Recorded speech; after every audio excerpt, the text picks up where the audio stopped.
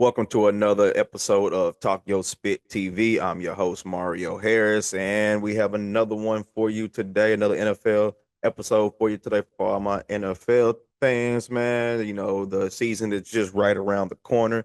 We in week one of the preseason already. Man, it seemed like yesterday that the Eagles and Chiefs were just in the Super Bowl, and now we're back here at it for the 2025 season.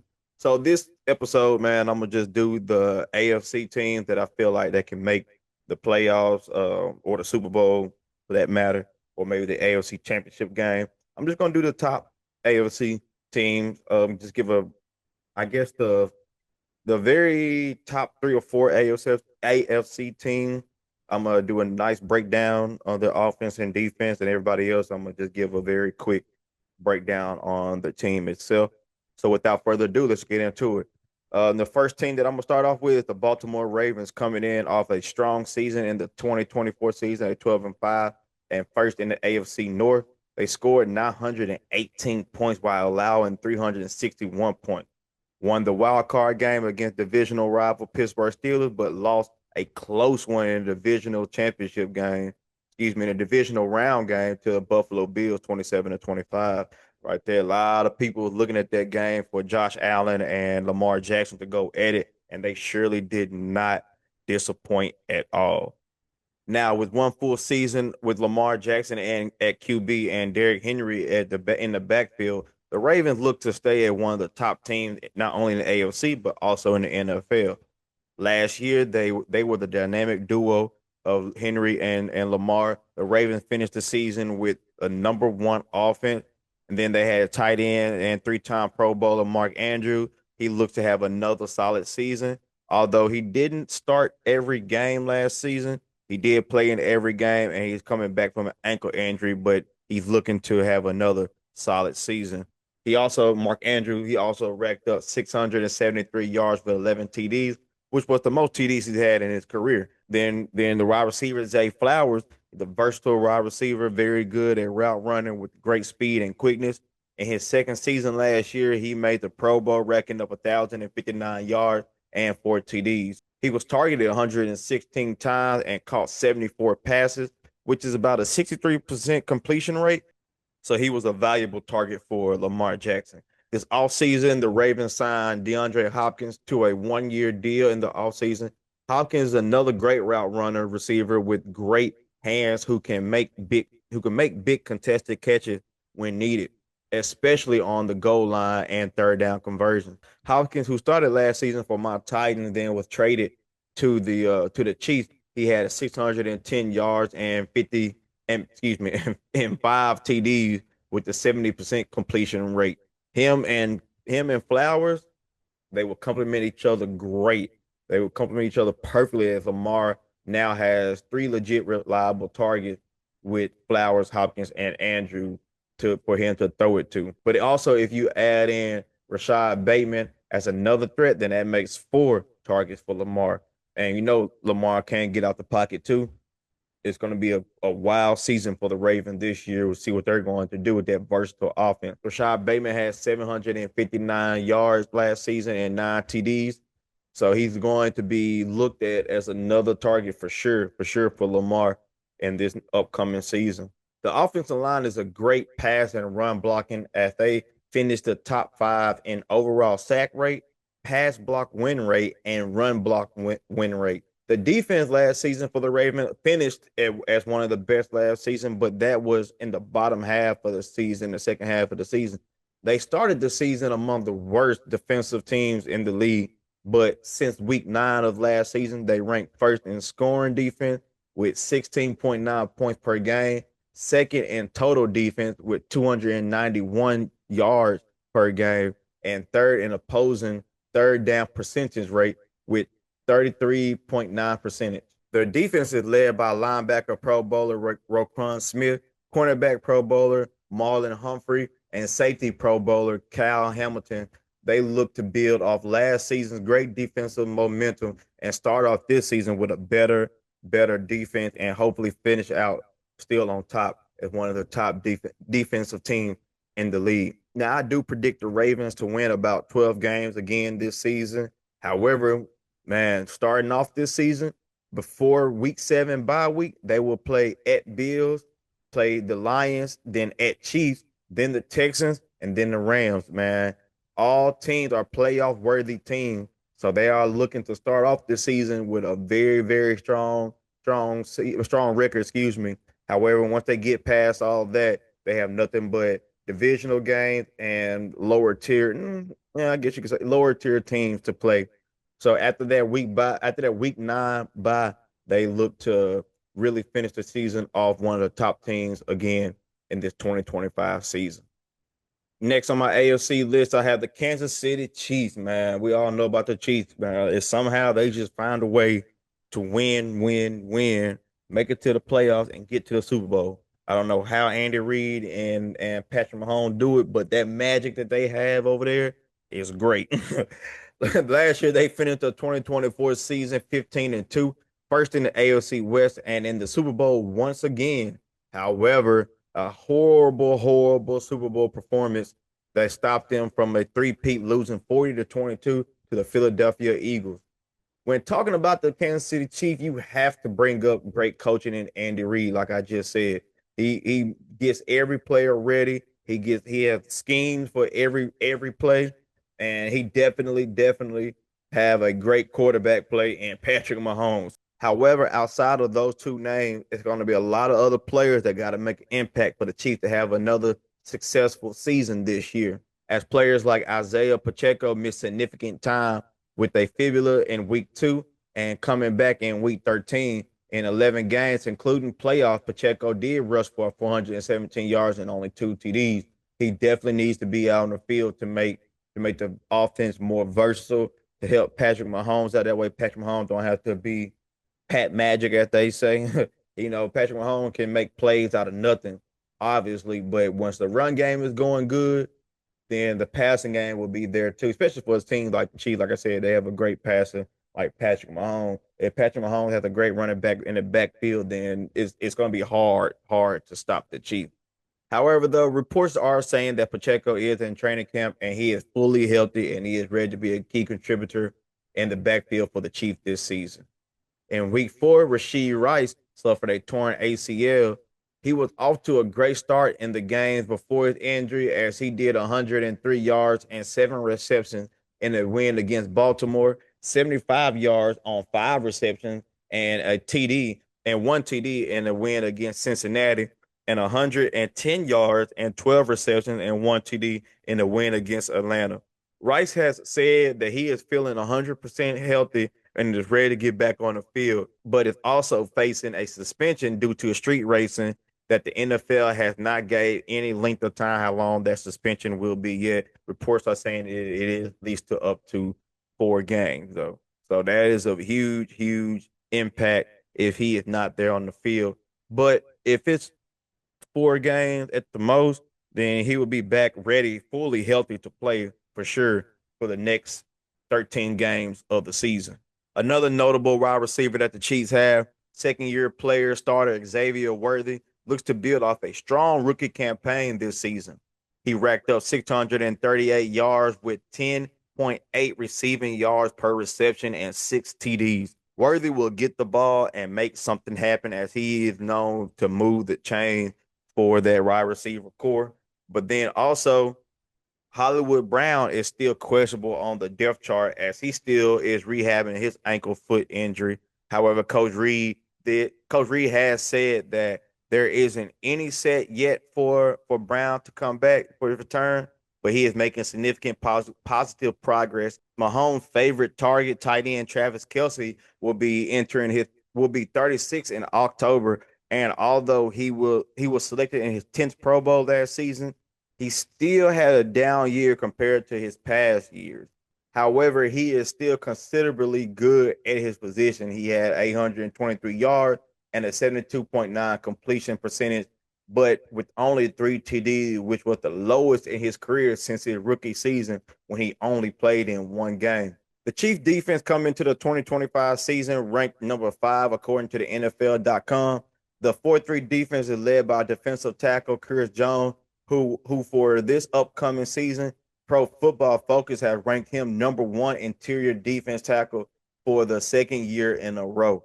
However, coming into this season, he is rehabbing his leg injury that he suffered in week 16, and returned in the playoffs. However, he suffered another knee injury in the Super Bowl. Once again, I'll say it again, the Chiefs has to be healthy coming into this season. Everybody got their eyes on them, even though the Eagles are the team to beat since they won the Super Bowl in the AFC.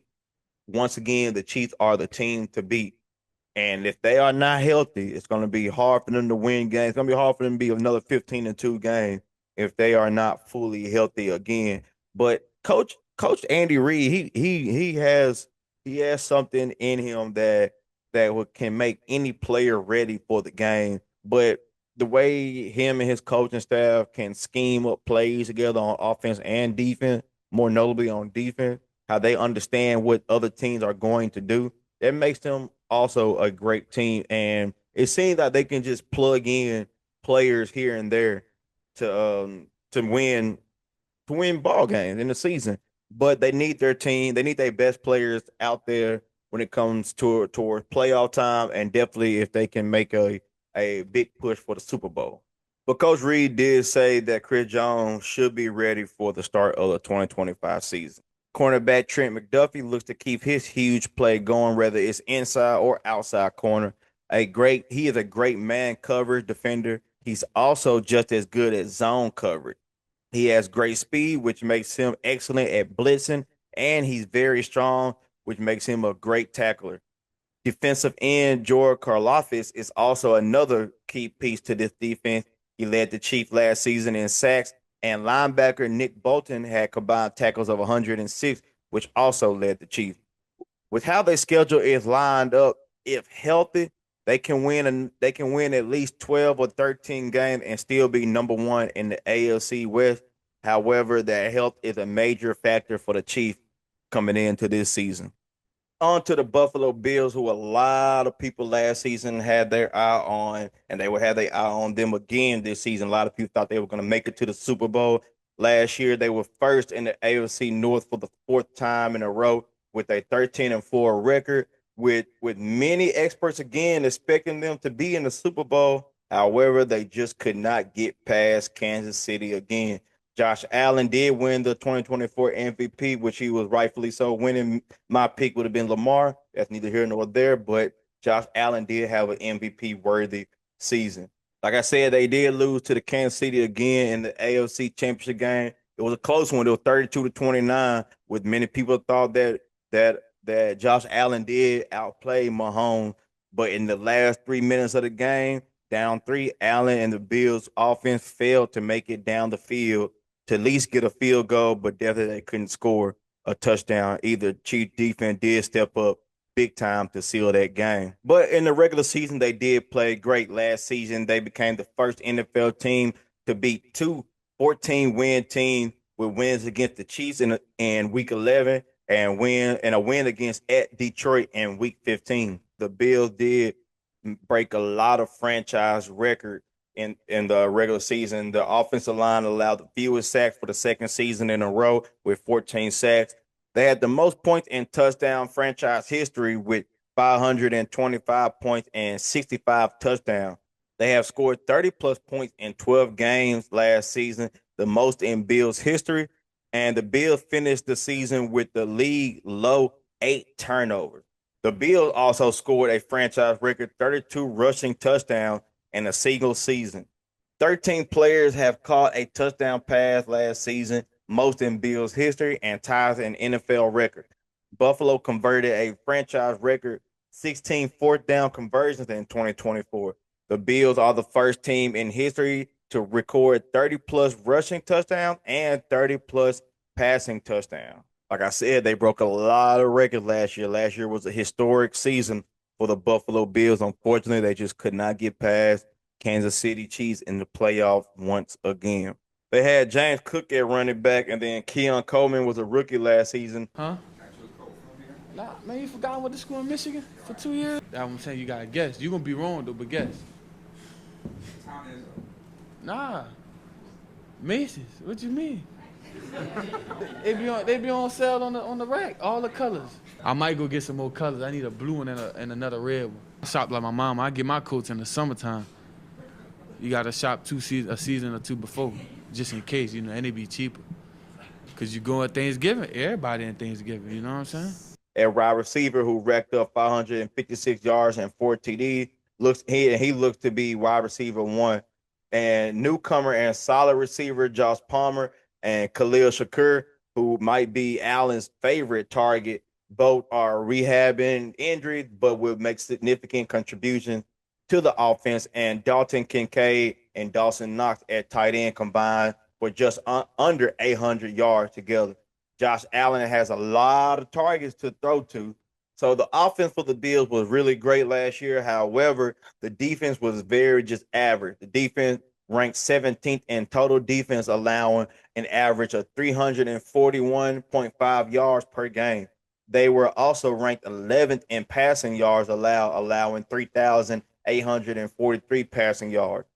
Bills allowed 1,963 rushing yards with 115.5 yards per game, which would place them in the middle of the pack in that category. Like I said, the defense last year was very, very average for the Bills last year, and that's why teams like Kansas City in that divisional round game, like I said last year, the Bills was very, very average on defense. That's why this season in the off season they went and signed Pro Bowler defensive end Joey Bosa, which will provide a much needed bolster to their defense. Adding Bosa to the defense with the other side of defensive end Gregory Rousseau, who had 8 sacks and 16 tackles for loss, will definitely boost up their defense.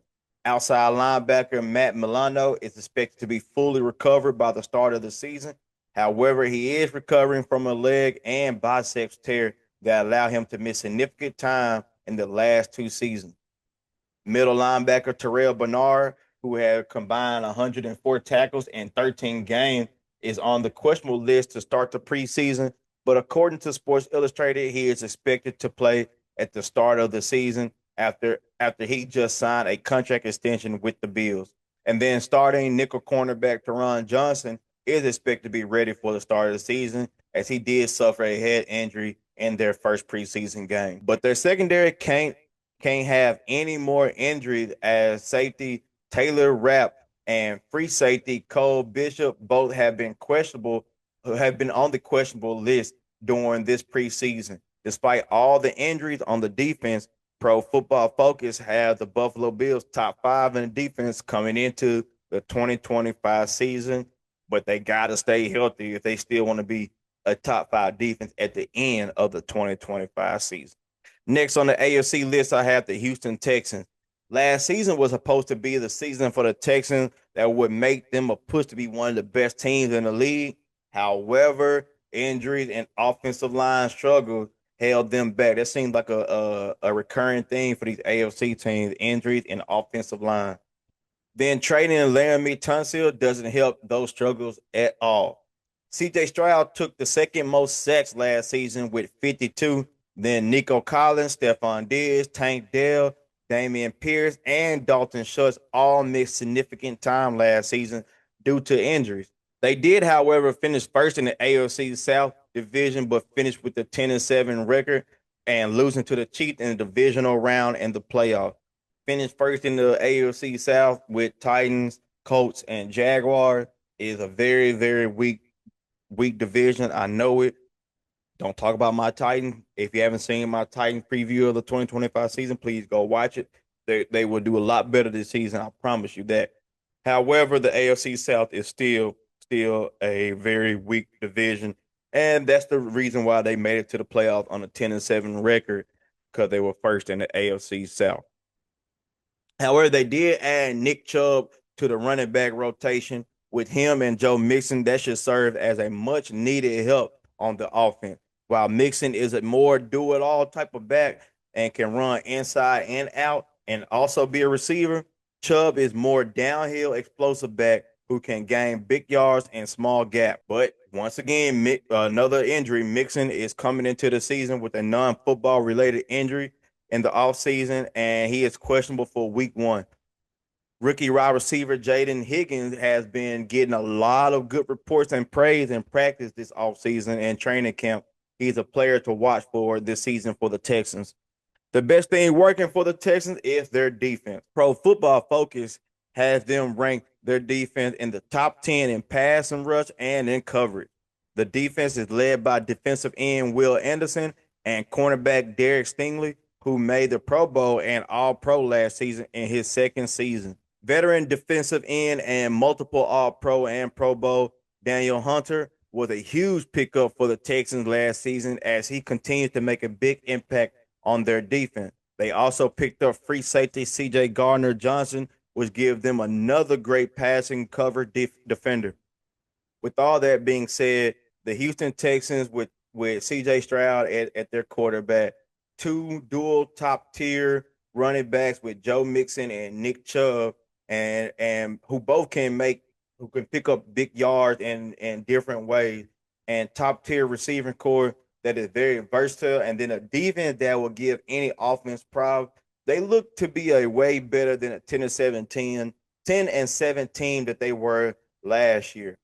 But their top biggest concern coming into the season will be durability and the offensive line protection. They must protect C.J. Stroud. They must rush protect too with Mixon and Chubb, and they must be a very healthy team if they want to prove that they're one of the top AFC teams in the league. Next on the list, we have the Cincinnati Bengals, another AFC team who underperformed last season. They didn't make the playoffs for the second season in a row, which they finished with a record of 9-8. However, the two good things about their record and the outcome of their season is they finished with the winning record, and they won their last 5 games. Joe Burrow led the league in passing yards and touchdowns. Jamar Chase led the league in receptions, receiving yards, and receiving touchdowns. That gives him a triple crown. And then T. Higgins is a top tier wide receiver and has racked up 911 yards and 10 touchdowns in 12 games last season. However, outside of those 3 names, the Bengals don't have too much else to offer. The offensive line struggled big time as they were one of the league's worst offensive lines in the season last year, as they gave up 48 sacks. Although Burrow was still able to have a MVP caliber season, they still gave up way too many sacks. Their defense is lackluster as they gave up 30 plus points in 6 games. However, defensive end Trey Hendrickson set the franchise single season record for most sacks 2 seasons in a row with 17.5 sacks. They should have linebacker Logan Wilson back for the start of the season. He had 104 tackles in 11 games, so hopefully he will be back and can play more than 11 games this season. Also, special teams, more specifically kicker Eric McPherson, has to be better this season. He missed 6 field goals last season, missed a kick in overtime against the Ravens that would have won the Bengals the game, and missed 2 kicks against the Chargers in the fourth quarter. Had he made both of those kicks, that would have gave the Bengals the lead. If the Bengals want to make it back to the playoffs, they must fix their offensive line to give Burrow some protection. Next, along with that protection, they need to lean more on the run game, allowing Chase Brown to fully flourish in that role. Brown had 990 yards and 7 touchdowns last season. This would allow the Bengals to have more of a balanced offense. Then they must bring back the defensive identity. They were 7th worst team in defensive scoring last year and had a lot of big plays against them. And lastly, Evan McPherson must be better. It was reported that he was dealing with a growing injury last season. So hopefully he is back fully healthy, because he missed kicks that cost them the game that they desperately needed and that could have made them be at least in the wild card game. The 6th team I have on the AFC list is the Denver Broncos. They come off a 10-7 record last season, 3rd in the AFC West last season, and with a solid year, they look to build on that with a lot of hype surrounding the second-year starter Bo Nix at QB. He threw for 3,775 yards and 29 TDs with only 12 interceptions as a rookie. He was sacked 24 times, which makes the offensive line very good as they was in the lower half of the sack list last year. Nix looks to have an even better season this year now that he understands the game and understands the offense. And the best thing going for Bo Nix this year as his offense is coming into the season fully healthy. The Broncos pick up J.K. Dobbins in the offseason on a 1-year deal. He had a very up and down career in his fourth season in the NFL, but when he's healthy, he is productive. He racked up 905 yards and 9 TDs in 13 games for the Chargers last season. And I'm expecting him to be at least the same amount of yards and touchdowns this season with the better offensive line that the Broncos does have, better than the Chargers, what I'm saying. He also is a solid receiver capable of screen and check down passes for Knicks. Wide receiver Cortland Sutton is a big body physical receiver every quarterback would love to play with. Paul. He will be lined up on the outside for the deep ball throws, the possession catches, and can definitely make big catches to move the chain or score in the red zone. In the slot, they will have Marvin Mims Jr., who made the Pro Bowl and All Pro in both of his seasons in the NFL for the Broncos. He is a very fast, great route running receiver who can turn short throws into big yards. On defense, the Broncos have arguably the best cornerback in the game in Pat Surtain. He can do it all on defense. He led it all. He led all defense with the most interception yards last season with 132 and was the 2024 NFL Defensive Player of the Year. Another great defender for the Broncos is outside linebacker Nick Bonito, as he had a breakout season in his third season, having 13.5 sacks. And at safety, Brandon Jones showed that he was one of the best pass coverage players at his position last season. He logged 3 interceptions and had 115 combined tackles. Their 3-4 defense allowed them to be shifty and versatile against any offense, but best believe they will be ready for every passing play. The Broncos look coming to this 2025 season with the healthy. I think they have the most healthy roster in the AFC right now. So I look for them to start off this season very good, and I look for them to be winning about 11 games this season with a very solid season or a solid schedule that they have. Lastly, Los Angeles Chargers. They had a way better season than most people predicted last year. And Jim Harbaugh's first season as head coach, he led them to an 11-6 record and second in the AFC West last year, making it to the wild card game. However, they did lose. They did lose a big one to the Houston Texans. I think they lost by 20 or something like that. So they did end on a bad note, but their season overall was a great season. Last season, with that good of a record, they still had a few injuries and up and down offensive line, especially in rush protection. And Justin Herbert had to be almost perfect for them to win. Herbert threw for 23 touchdowns and only 3 interceptions. They did lose Keenan Allen and Mike Williams last year, and that took a huge blow to their offense last year as they were in need of a reliable receiver. And Ladd McCulley, he did just that. As a rookie last year, he racked up 1,149 yards and 7 TD with a catching percentage of 73%, making him easily wide receiver 1. However, this season, Keenan Allen is back after playing one season in Chicago, and I don't think he's looking to be wide receiver 1 going into his 13th season, but he will be a for sure target for Herbert as they have had 4 seasons together and know each other very well. Losing J.K. Dobbins in the offseason was big, but in my opinion, they did gain Najee Harris, and that is even bigger.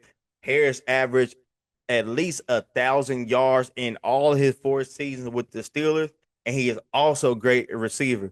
In his 4th season in the NFL, his career average reception yards is 287. This would be vital to the upgraded offense for the Chargers as they can be very, very versatile and balanced on offense.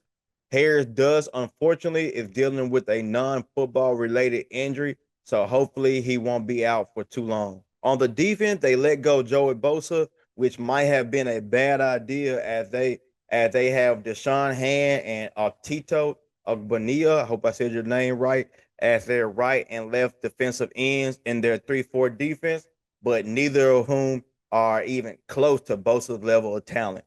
However, they do have Khalil Mack back for his 12th season, and coming off a Pro Bowl worthy season, he looks to bring back some much needed value to the defense. But Khalil Mack is back for his 12th season, and coming off a Pro Bowl worthy season, he looks to bring back some much needed value to this defense.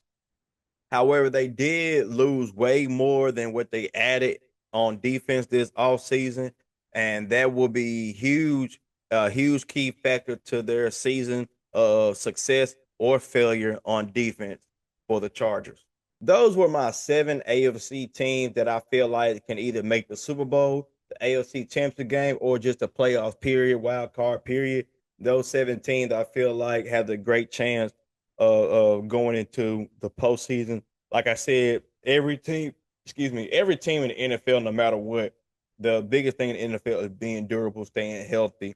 However, a lot of teams in the AFC are coming into the season not fully healthy, and the AFC, especially the better teams in the AFC, they will start off with playing some big games, but if they can get past that first week by and be healthy, they can probably end the season pretty good. I'm looking at Chiefs and Ravens to be in that championship game, but I won't be surprised if the Bills are in it. I won't be surprised if the Texans are in it either. Now, the other AFC teams, the AFC conference as a whole is kind of weak. The Steelers, they did pick up Aaron Rodgers, who I think should have retired after the Jets stint. With he got hurt his first season with the Jets. I think on the first play, actually, if I'm not mistaken, missed the whole season of the 2023 season, and then last year he just wasn't Aaron Rodgers. I think to me honestly, I think he should have just retired.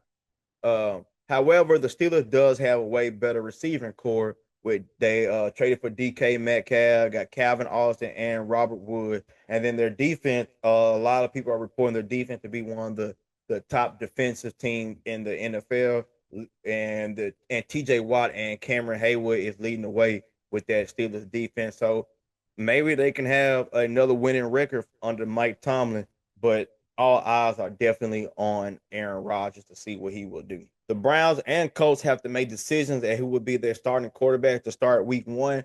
But even then, I don't think whoever will start week 1 for the Browns or Colts will end the season when it comes to week 17. Me personally, I'm starting Richardson and for the Colts, and I'm starting Sanders for the Browns. But that's just me personally. But more than likely, I feel like for the Browns, Flacco will start, and that's not a bad start for for the Browns if Joe Flacco does start. I just hope he don't get hurt because he had some major injuries in recent past that allow him to miss significant time. But for the Colts, if they start Daniel Jones, then that's gonna be big because then it's gonna look at what is Richardson doing over there. Is he not producing in practice or in preseason or in training camp? I don't know. What is he doing? But if Daniel Jones does start, because Daniel Jones to me is not good at all. I mean, that boy is not accurate at all. He can throw the ball down the field, but it's just not accurate. And he seems very scared in that pocket too when he was playing for the Giants. So hopefully the coach can figure that out once the season does start. The Jaguars have a whole new coaching staff and a new general manager, so they look to upgrade themselves from a last year. They was 4-13 ending last year. However, they need their offensive line to protect Trevor Lawrence. Trevor Lawrence only played in 10 games last year, and that was mainly due because their offensive line was not protecting them at all. So getting a whole new coaching staff, new general manager, they had some little upgrade tweaks here in the offensive line. Maybe they do better, but they won't do better than my Titans in the AFC South, so I'm not worried about that. Now, the Dolphins, Jets, and Patriots will be fighting for second place in the AFC East because we all know the Bills will be making it again to the playoffs. They will be first in the AFC East and be going to the playoffs again. But I don't think neither teams will make the Jets, Patriots, the Dolphins. I don't think neither team will make the playoffs. Patriots do have a new coach, and Mike Vrabel. I really like Mike Vrabel as he was the coach for the Titans for 7 seasons, if I'm not mistaken, and getting them to the playoffs mostly every season. In his stint with the Titans, Mike Vrabel will definitely have his players ready. He does come in having Drake May second season at quarterback. He showed a lot of potential last year. Their offensive line was not that good, and he still made plays happen for a rookie that a lot of people did not expect. They did add Stephon Diggs to their receiving core, so that would be a huge upgrade for Drake May. But the defense will be the biggest focus for Mike Vrabel, as he is hoping his young defense can make some plays and help the offense out. The Dolphins still have a very high power receiving core with Tyreek Hill, Jalen Waddle, and some others, but Tua must stay healthy. They did draft Quinn Ewers from Texas, so if Tua can't stay healthy, I'm not sure if Ewers will be second in their depth chart or not. However, I would love to see what Ewers can do in some against with the starters with the Dolphins. But I still like Tua. He can throw the ball. He can be accurate. He can get out the pocket. I still like Tua, and especially with Tyreek Hill and Waddle, Tua can throw a nice spiral ball to them. So if Tua is healthy, then he would definitely be QB1 coming in for the Dolphins. However, the Dolphins did do some adjusting on their defense that might make them play a lot better this season than last season. And that's just something to look forward to for the Dolphins. That was my 2025 AFC breakdown. Like I said, I didn't do the Titans because I got a video. If you haven't watched that, please go watch my Titans 2025 preview. Cam Ward at quarterback, the number one pick for the Titans, looks to do some big things for them and a whole different defense for the Titans this year. So I'm looking at Titans to do way better. Looking, like I said in my video, I'm looking for them to do roughly 8-9 game winning this season. Way better than what they did last year with only winning 3 games last season. So we're not going to get into that again. But however, I am looking for some big things for the Titans. But this is the whole AFC breakdown that I just did right here. Thank you for watching. Please subscribe to the channel if you haven't already. If you have, thank you for that. Like, comment, share a video for me, man. If you comment on the video, please comment your best team in the AFC. Let me know who your best players are in the AFC. We can talk about it all day long. Be on the lookout for my NFC breakdown of the 2025 NFC team this year. I will have that in the next coming weeks, hopefully before week 1. I'm definitely going to have it up before week 1 for sure. But this one right here, y'all enjoy this one. Please let me know anything you want. Let me know anything about the AFC. And like I said, we can talk about it. This has been another episode of Talk Yo Spit TV. I am Mario Harris. Thank you.